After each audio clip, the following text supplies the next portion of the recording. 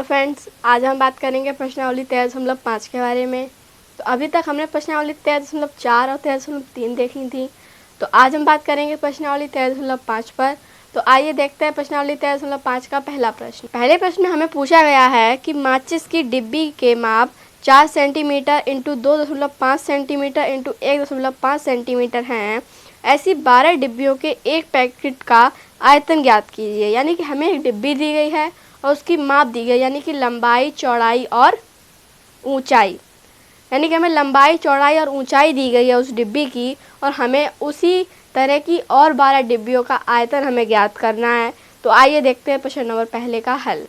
देखिए, तो हमें पता है कि घनाभकार डिब्बी की लंबाई हमारी है 4 सेंटीमीटर और हमारी ऊंचाई है 1.5 सेंटीमीटर और हमारी चौड़ाई दी गई है 2.5 सेंटीमीटर।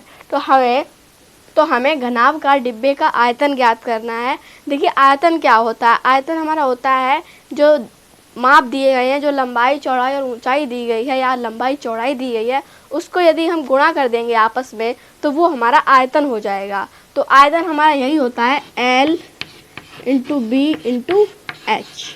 यानी कि लंबाई, चौड़ाई और ऊंचाई का गुणा करेंगे तो हमारा आयतन आ जाएगा। तो आयतन हमें पूछा गया है, तो आइए देखते हैं। तो हम लिखेंगे 4 इंटू 1.5 इंटू 2.5। अब हम इनका गुणा करेंगे।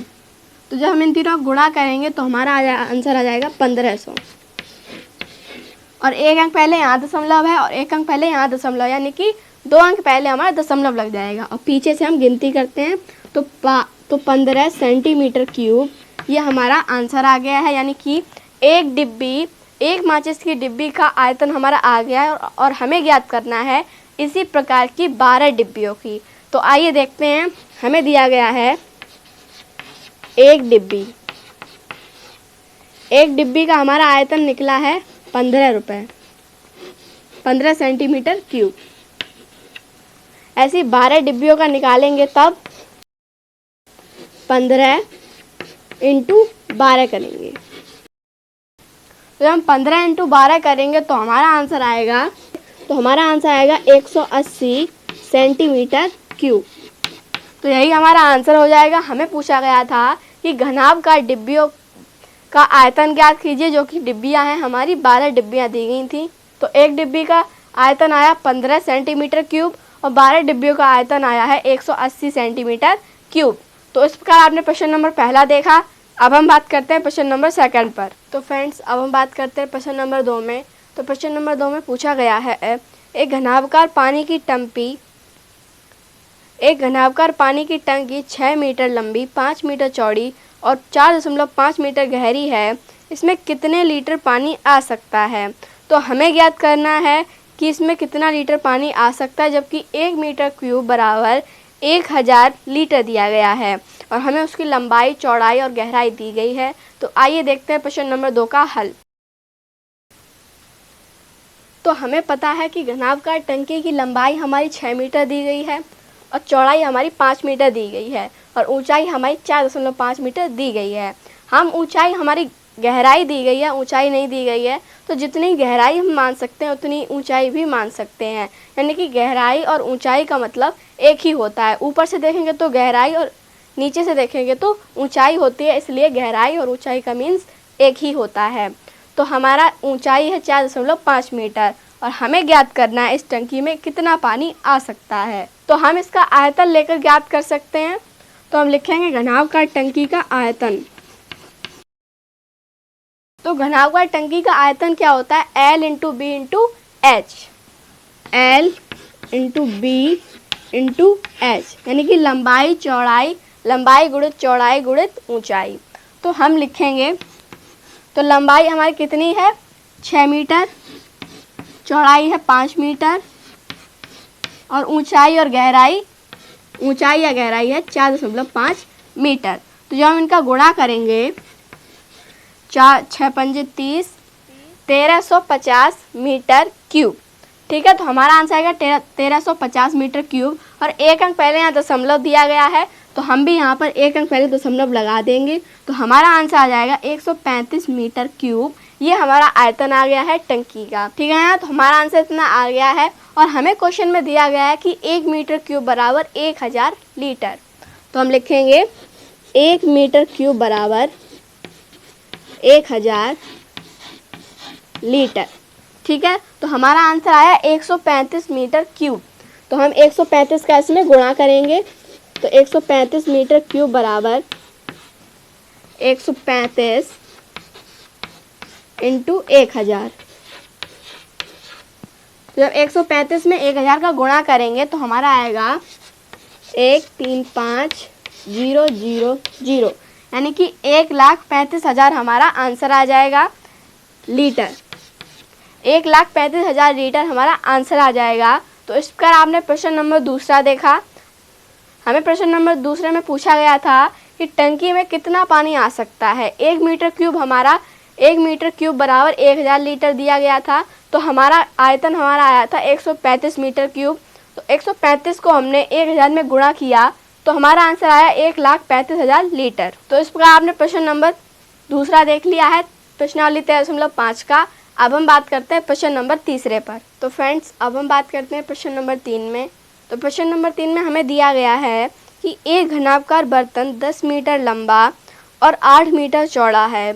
इसको कितना ऊंचा बनाया जाए कि इसमें 380 घन मीटर द्रव आ सके। यानी कि हमें एक बर्तन दिया गया है, उसकी लंबाई और चौड़ाई दी गई है हमें, और हमें ज्ञात करना है कि इसको कितना ऊंचा बनाया जाए। यानी कि हमें इसकी ऊंचाई ज्ञात करनी है कि उसमें 380 घन मीटर उसमें पानी आ सके, यानी कि द्रव आ सके। तो हमें 380 जो घन मीटर यहाँ पर दिया गया है ये हमारा आयतन है, यानी कि 380 आयतन है, यानी कि 380 घन मीटर ये हमारा आयतन है। और चौड़ाई और लंबाई हमें दी गई है और हमें इसकी ऊंचाई ज्ञात करनी है। बहुत ही सिंपल है, आयतन हमारा दिया गया है और 2 हमारी लंबाई और चौड़ाई दी गई है, ऊंचाई ज्ञात करना है। तो आइए देखते हैं प्रश्न नंबर तीसरा। तो प्रश्न नंबर तीसरे को हम लिखेंगे। तो देखिए, हमें दिया गया है कि घनाभकार बर्तन का आयतन हमारा दिया गया है 380 मीटर क्यूब। तो घनाभकार आयतन होता क्या है? L into B into H. तो L into B into H ही बराबर हमारा 380 मीटर क्यूब है। ठीक है ना। तो L, B और H, यानी कि H हमें ज्ञात करना है यहाँ पर, और B और L हमारा पहले से ही ज्ञात है। यानी कि लंबाई चौड़ाई हमारी ज्ञात है और हमें ऊंचाई ज्ञात करनी है। तो लंबाई हमारी दी गई है 10 मीटर और ऊंचाई यानी कि चौड़ाई हमारी दी गई है 8 मीटर। ठीक है, तो हम इनका गुणा करेंगे यानी कि 80 आ जाएगा। तो हम लिखेंगे H बराबर, इधर गुणा में है, इधर जाएगा तो भाग में हो जाएगा। तो 380 बटे 10 और 8 का गुणा करेंगे तो 80 हो जाएगा।